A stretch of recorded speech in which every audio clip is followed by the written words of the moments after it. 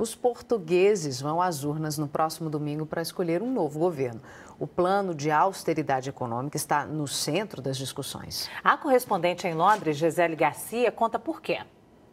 Em Portugal, 3 anos de uma severa política de austeridade não levaram ao enfraquecimento do atual governo. Pesquisa da Universidade Católica, divulgada ontem, mostra a coligação de centro-direita, liderada pelo atual primeiro-ministro Pedro Passos Coelho, à frente, com 38% das intenções de voto, seguida pelo Partido Socialista de Antônio Costa, com 32%.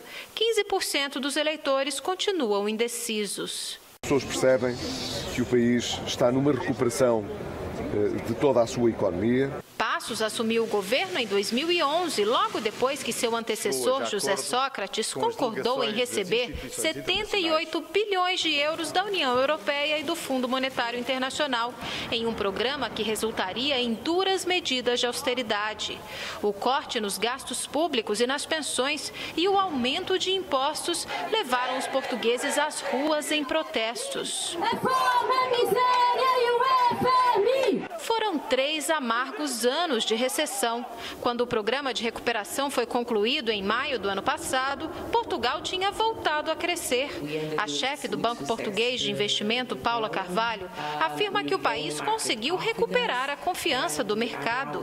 A economia se recuperou da recessão e há uma queda no desemprego, o que é muito importante, diz ela. A eleição em Portugal é vista como um verdadeiro referendo sobre a política de austeridade adotada pela União Europeia depois da crise.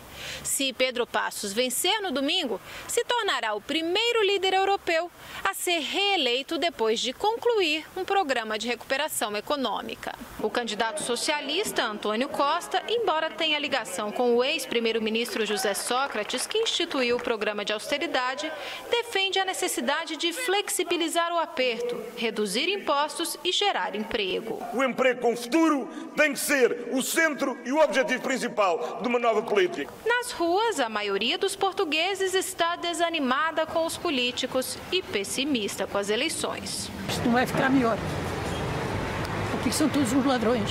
Eles estão tão fora da realidade que não conseguem fazer nada. Pensam mais neles do que nos outros.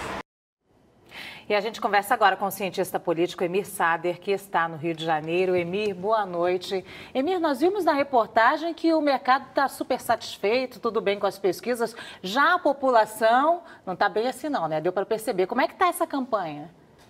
Boa noite. Em geral, vão na direção oposta, né? Quando o mercado está satisfeito, que a política de austeridade que favorece os bancos está sendo colocada em prática. Na verdade, a massa da população está descontente, teve grandes manifestações contra.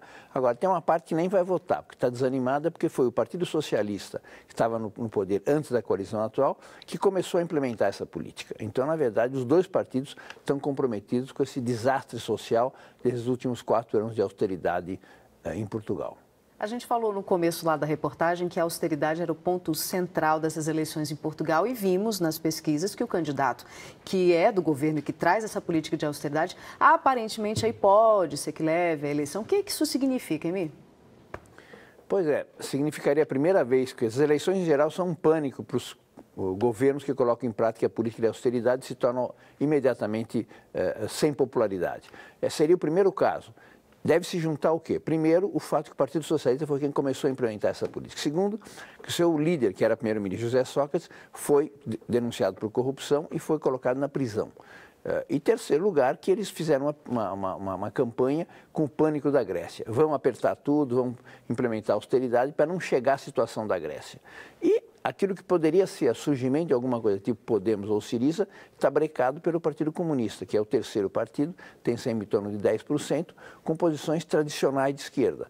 Mas aquilo que poderia ser o Podemos, um bloco de esquerda, está bastante atrás.